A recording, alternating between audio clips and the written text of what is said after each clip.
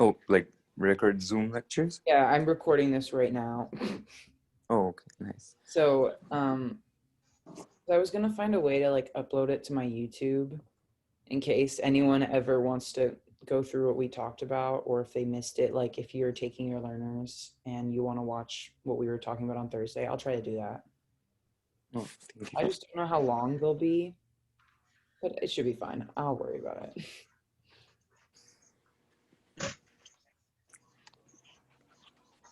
So I'll wait like 5 more minutes.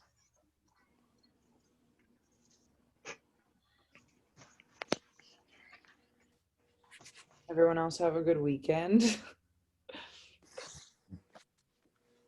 Yeah. Yeah.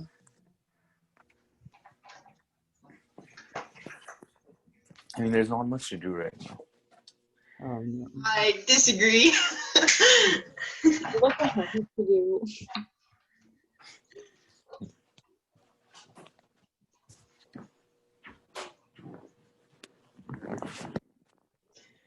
I feel like it's most stressful with all the different platforms, like trying to keep ahead of all of the due dates. Mm-hmm. Like sometimes I feel like I'm missing an assignment I don't even know about. Yeah. Because like not all of my teachers are on Canvas.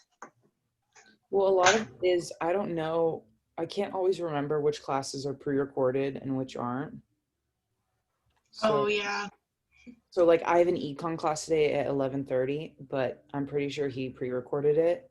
So I'll probably take a nap after this and do my econ later in the day. That's my problem.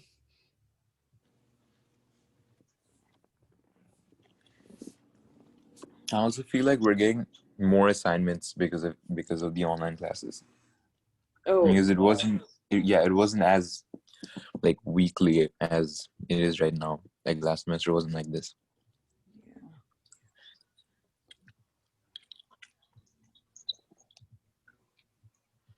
yeah, I agree with that too. Because especially like we have, in this class at least, we had two quizzes, we had the bio assessment, and also we have 3 like connect learnings. So it's just like, it feels like so much to keep on track with. So my to-do list every day is always so long.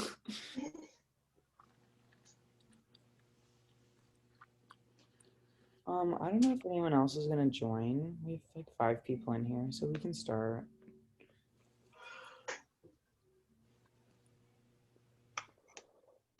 Okay.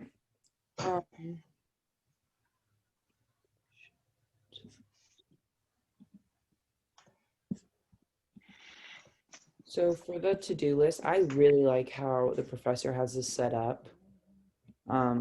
So this really helps.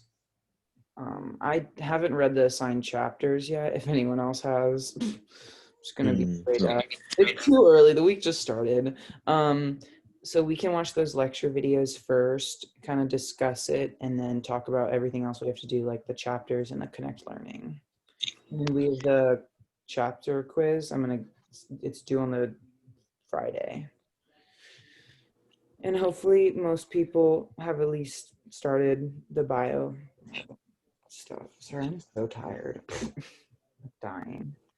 Okay, I'm just gonna start the video. I don't think they're that long. And then,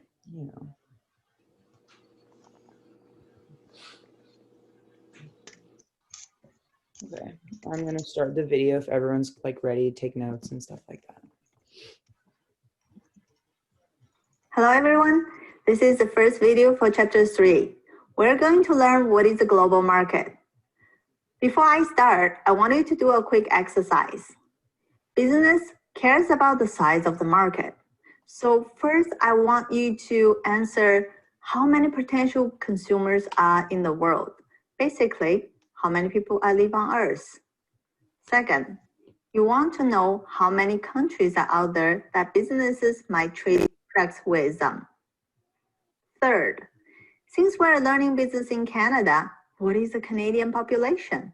In other words, how many potential consumers are in Canada? Please pause the video and fill in the blank with your group members. Okay, does everyone know, or does anyone know the numbers that go in the blank? I think like it's over 7 billion people, but I'm Yeah. not sure exactly Yeah. what. Okay. Over I 7 think billion. it's like 100 something countries, like 160, I want to say, 160s. Yeah, it's over like 150 and less than 200. Yeah. It's around. There's 195 countries.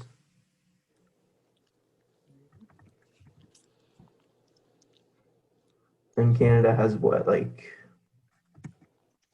200 million maybe? I don't know.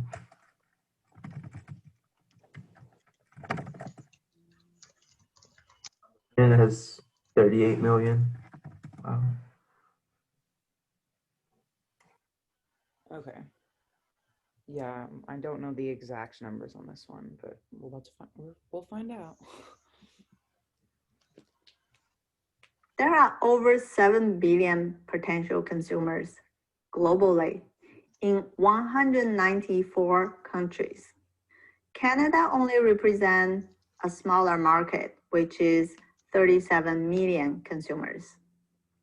Because United States is Canada's largest trading partner, you might want to know the population of US as well. Do you want to guess what is the population of US? For those who are in the United States, you may already have the answer. The population of US is 328 million. It has roughly 9 times the population of Canada. This is a business class. Why do we care about population? Think about the size of a market. Which country do you think has the largest consumer market now? If you see China, you're on the right track. Why do you think China has the largest market? The population of China is 1.4 billion, and the population of Canada is 37 million. China has nearly 38 times the population of Canada. Imagine if one Canadian needs one t-shirt, one pair of jeans, one pair of shoes, one TV, one computer, one cell phone, and one internet service. Then you can multiply those demands by 38. Instead of one t-shirt, there will be demands for 38 t-shirts in China, 38 pairs of jeans, 38 pairs of shoes, 38 TVs, 38 computers, and cell phones. You get the idea. These potential demands can be translated into purchase, therefore create a huge consumer market. Let's take a look at where are the big markets.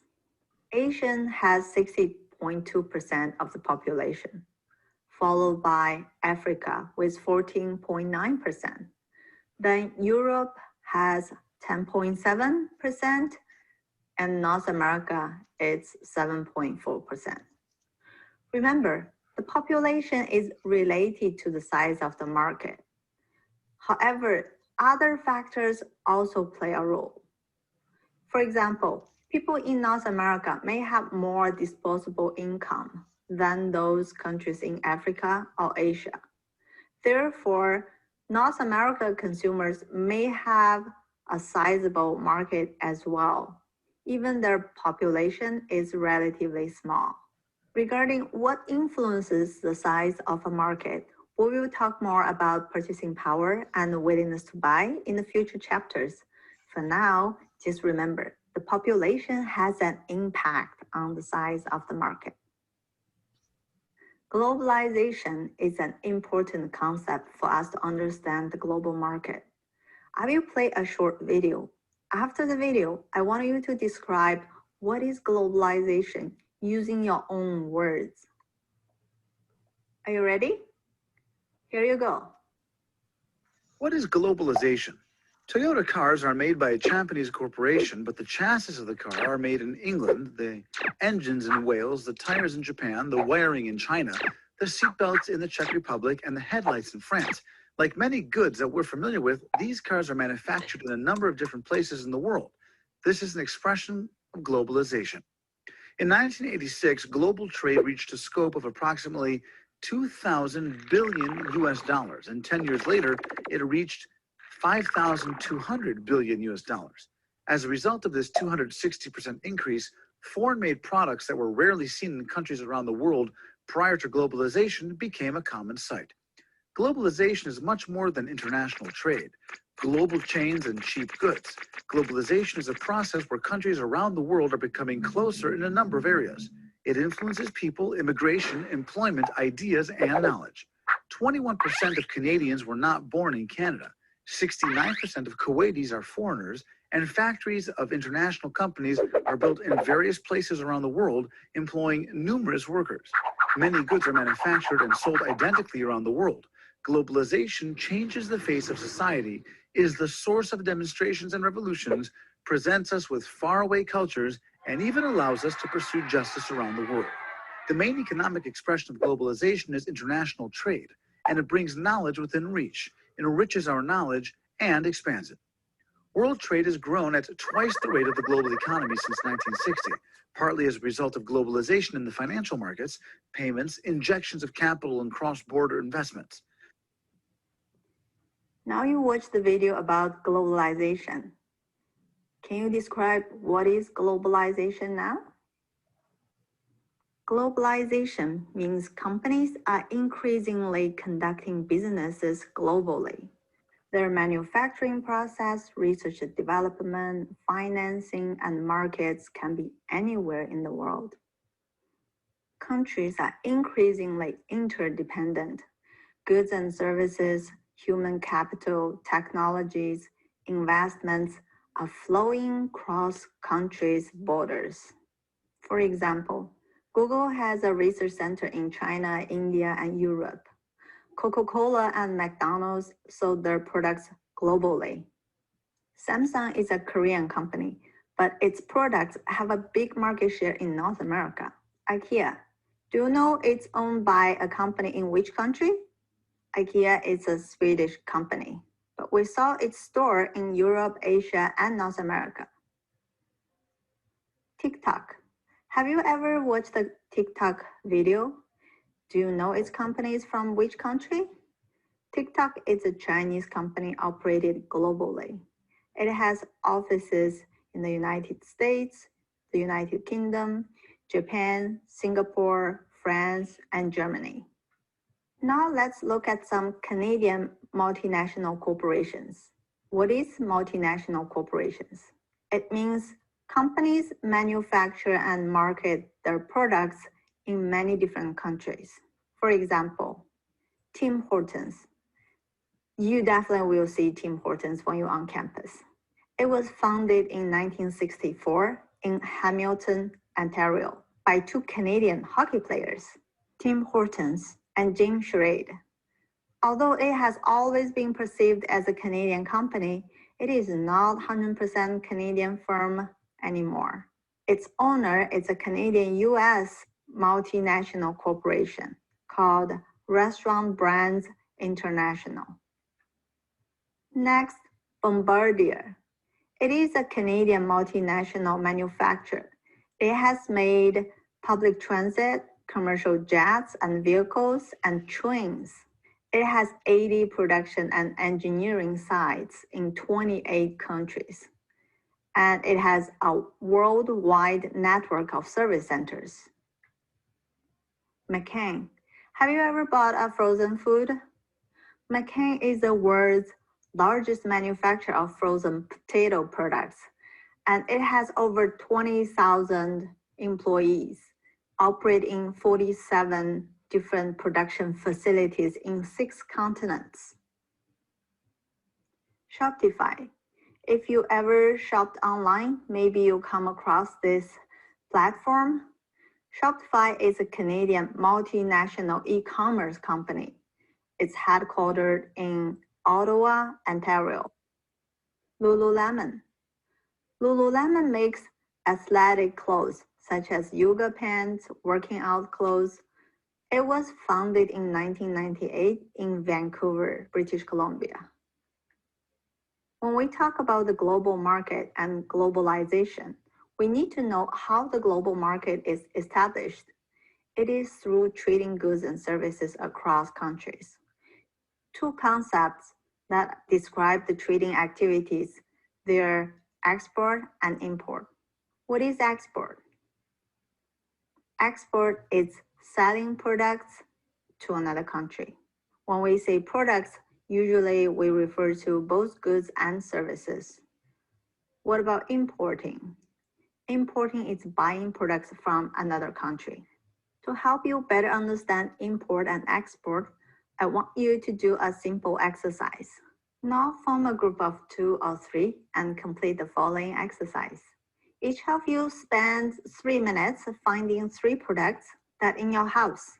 Each product has to have the label made in a certain country or product of a certain country. You can locate your clothes, shoes, school supplies, and even products in the kitchen. It'd be great if you can find one product that is made in your own country. Here is an example. I bought this sour candy and it is a US product, but it is packaged in Canada. After you find the 3 products, have a discussion with your group members on 2 things. First, what product you found and where they are made from. Second, I want you to identify which countries have exported products and which countries are imported these products. Now please pause the video and find the products, then have a discussion with your group members. Does anyone have any products? iPhone? Like, I see a lot of clothes here that's made in Bangladesh. Yeah. Let's see.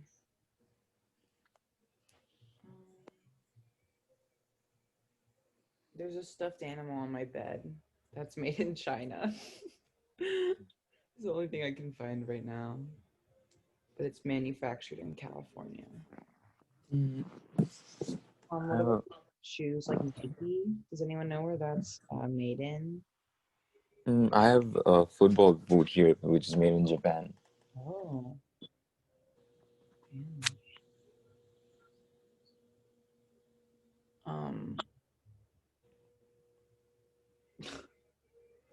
Let's see, I have a protein bar. Let's see where it's made in.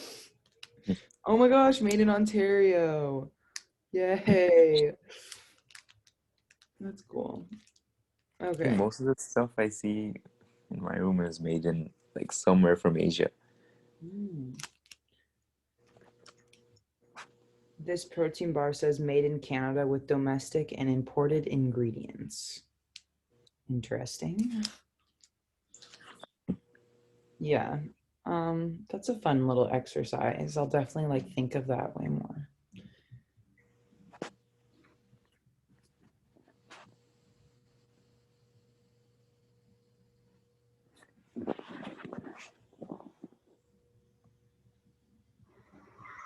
Here are the products I found. A sour candy, as I showed you before. It's made in the United States. US export the candy. Canada imported it. Second one, I have a laptop. It's made in China. China export the laptop. Canada import it. The last one, coffee cream. Coffee cream is made in Canada. So who exported, who imported? There's no export and import because it is made domestically. As you can see, I live in Canada, but I'm using products made by other countries all over the world, such as China and US. I'm pretty sure I can find products made in other countries in my house. I hope by doing this exercise, you have a good understanding of globalization and the global market. If you look at the products around you, have you ever wondered where they were made from and who has made them? Last, I created a discussion topic on Canvas. I already posted the products I found in my house. If you can post yours, that'd be fantastic. It'd be really fun to see products made all over the world. As you can see, companies are conducting their businesses globally. If you're bilingual or trilingual, you definitely have a competitive advantage in the job market. If you speak 4 or more languages, maybe think about a career that can utilize your language advantage, such as international trade. I hope you have a good understanding of the global market now. Talk to you in the next video.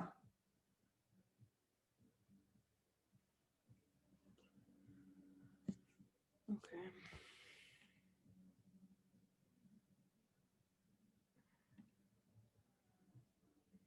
What did you guys write down for notes and stuff from that? Anything? This lecture didn't have like much of note writing so far, Yeah. like the other ones. Yeah.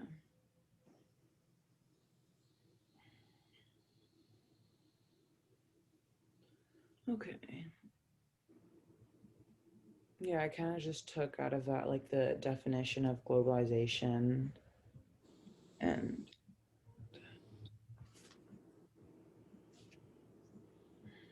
sorry, I'm just downloading the second video.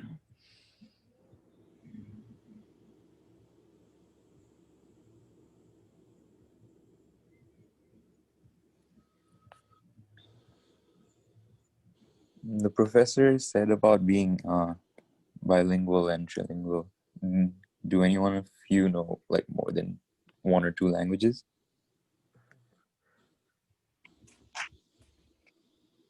No. I don't. I took Spanish for 4 years in Texas, but like I don't remember anything, you know. So I would not say I'm bilingual at all. Anyone else?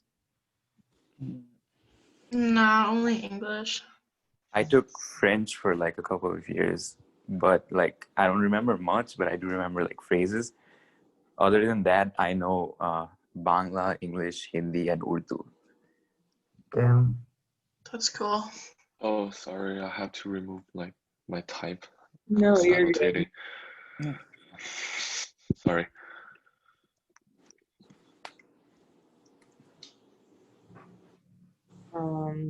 So yeah, we'll finish this video and then that can be it for today. There was only 2 videos and neither of them were that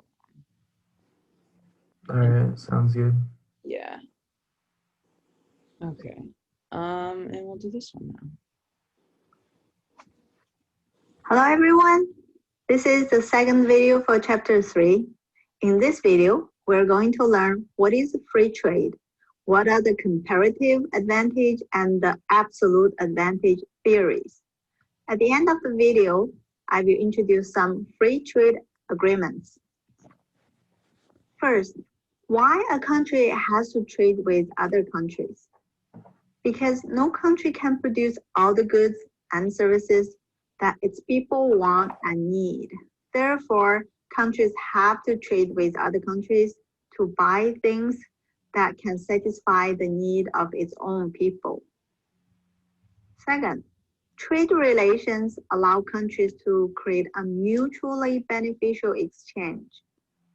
What does that mean? It means trade encourages nations to export the things they produce well and to import things they cannot produce as well as some other country. Let's look at an example. Japan. Japan is an island country in East Asia. It is located in the Pacific Ocean. Japan has advanced technology in electronics, but it has very few natural resources. Japan exports its electronics and cars, but import products it cannot produce, such as food, oil, coal, copper, aluminum, and wood from countries such as China, the United States, and Australia. Here is a website that has each country's import and export data. It is very interactive. Let's take a look at Japan's data.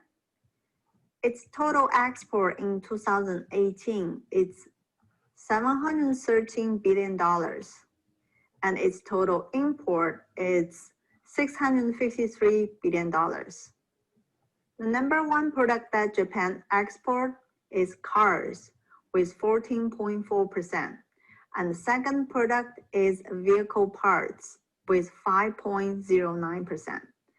For the total exports of Japan, 19.4% are exported to China and 18.9% to the United States. Now let's look at Japan's import data. The number one product that Japan imports is crude petroleum, basically the oil, and it is 11.1% of the total import. The second largest import is coal, which is 3.35%. This data show that Japan lacks of natural resources, and it has to import them from other countries.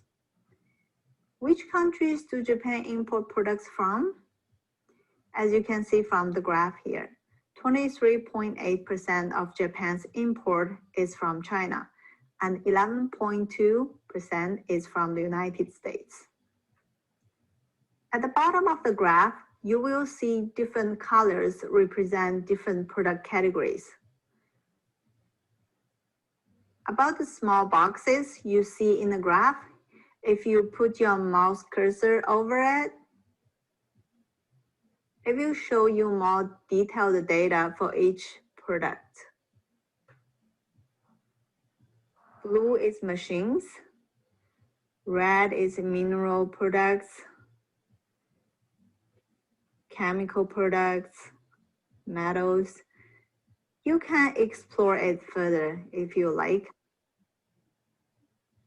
Now we have looked at the import and export data of Japan. Let's take a look at Canada. Do you think Canada is more likely to export or import crude oil? Export or import coffee beans? Pause the video, have a quick discussion with your group members.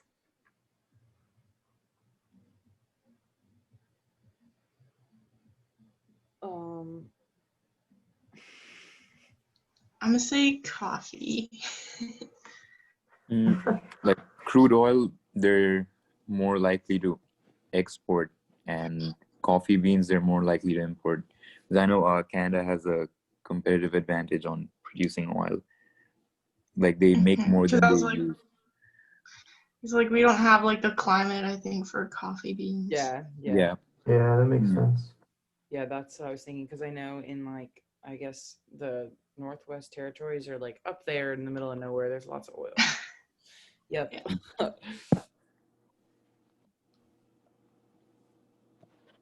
I think you know the answer. Canada tend to import coffee beans and export crude oil. Good job, guys. That leads to my next question.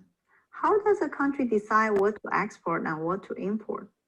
Why can't Canada grow its own coffee beans and satisfy the coffee need of Canadians? The answer is Canada cannot grow coffee beans as efficiently as other countries such as Brazil, Ethiopia, and Colombia. Why?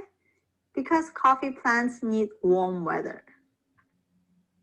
We care about how does a country decide what to export and what to import. The following two concepts may help us answer this question. These two concepts are absolute advantage and comparative advantage. Please pause the video and fill in the blanks with your group members.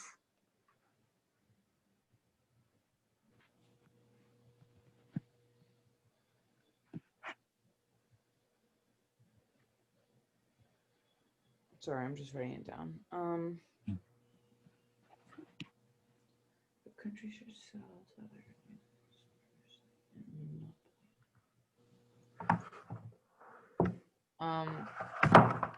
you got a 50-50 shot here. I'm guessing the second one is going to be absolute.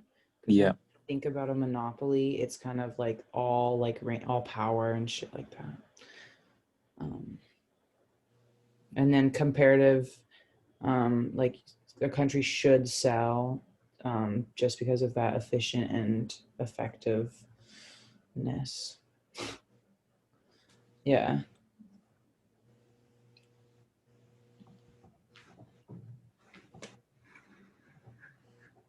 The first one is comparative advantage, and the second one is an absolute advantage.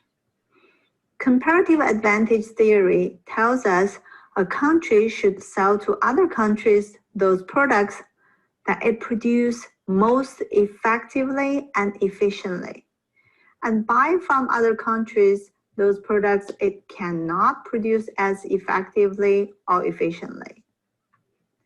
This theory is supported by the examples we just learned.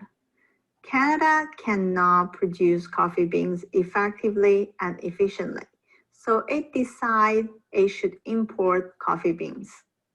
The second one is absolute advantage. Absolute advantage theory indicates when a country has a monopoly on producing a specific product or is able to produce it more effectively than all other countries, this country has an absolute advantage. These two concepts help countries to decide what to export and what to import. Let's take a look at some examples.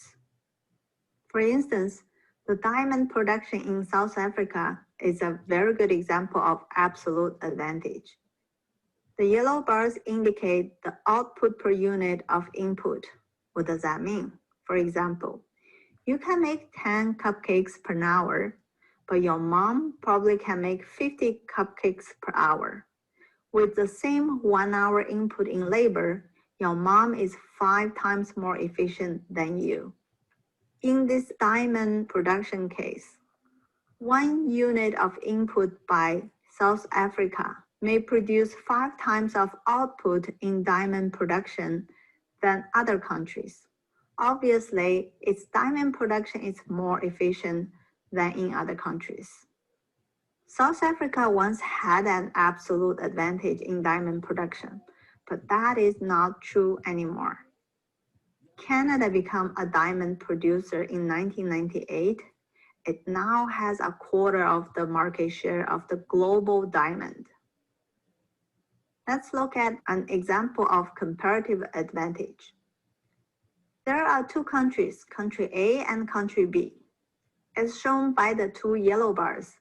With the same unit of input, country A is able to produce more forest products than country B.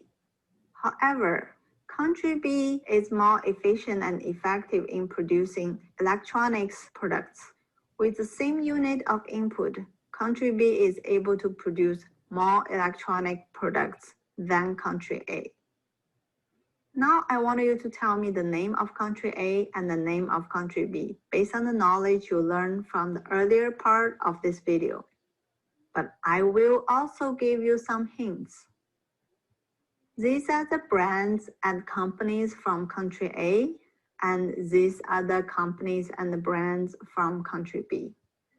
Now, please pause the video and have a discussion with your group members. Find out the 2 countries. So I mean, B is probably Japan, Yeah. and then A is. I'm guessing A's Canada, West Fraser. Oh, Is it? I'm not sure. okay. Canada and Japan. Okay, let's see.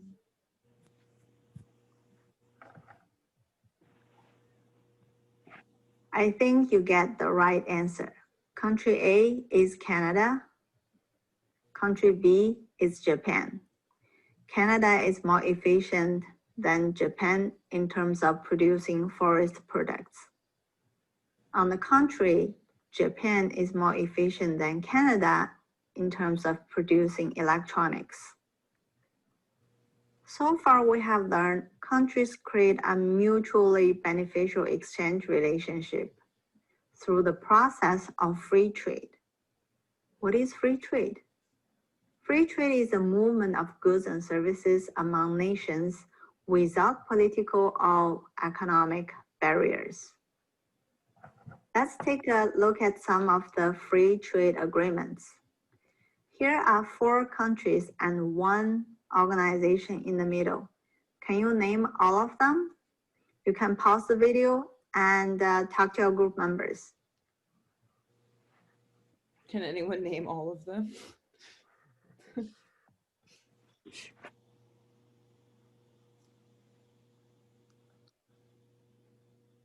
Yeah, I can't name them. Let's find out what they are. Do you get it? The 4 countries are Canada, US. Oh, I didn't know it was Wait, named that's the question? country. I thought it was naming the letters. I was like, what do those stand for? Oh, yes. Yeah, I Yeah. think everyone's You were naming joking. countries. You were joking, so I was like, wait, what do you... Yeah, oops. Japan, and Australia. The middle one is European Union. Oh, The I didn't know European that. Union begins Yeah, the EU, in yeah. late 1950s, and now it includes 28 countries with a combined population of over 510 million and a GDP of 16.5 trillion. 6 of its members account for over 75% of the EU's GDP. Can you guess the 6 countries? They are Germany, France, United Kingdom, Italy, Spain, and the Netherlands. CETA, the Comprehensive Economic and Trade Agreement. It is a free trade agreement between Canada and the European Union.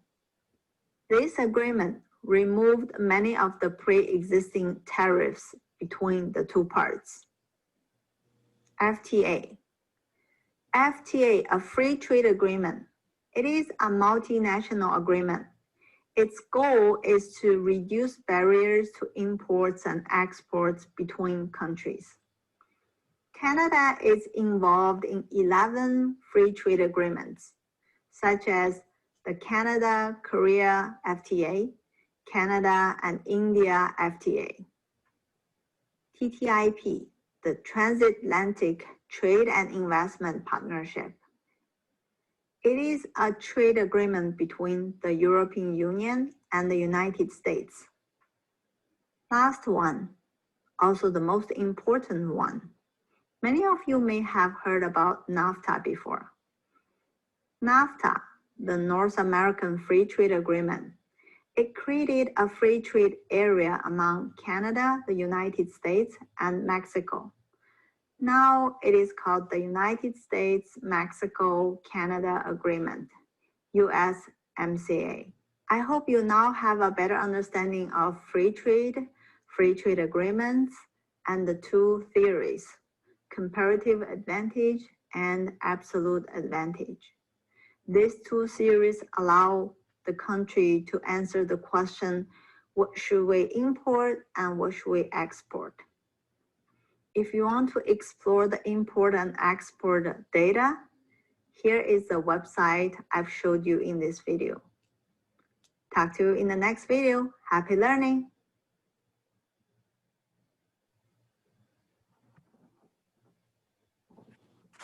Is there a next video? There's gonna be another video that comes out on Wednesday. Wednesday? I'm free, so we can go over that one with our Thursday class. Yeah. Does anyone want to like add anything or take anything away from that second video?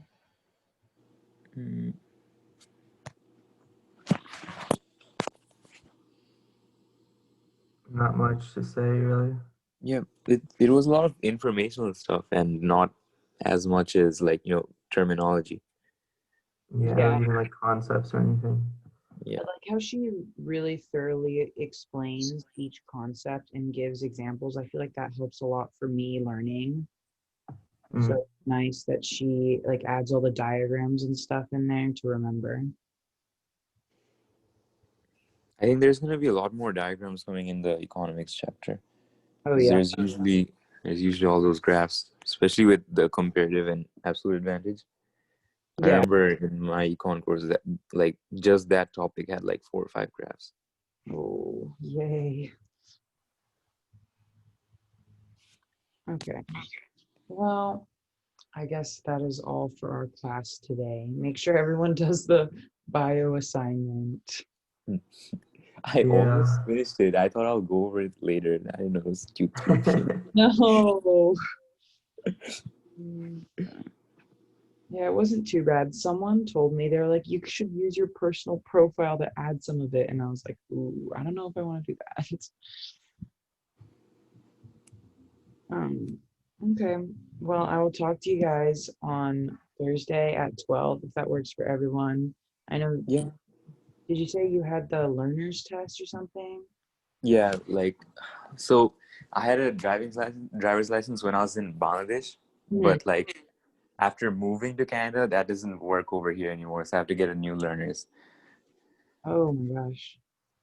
Yeah. So it's like I think 2-year process.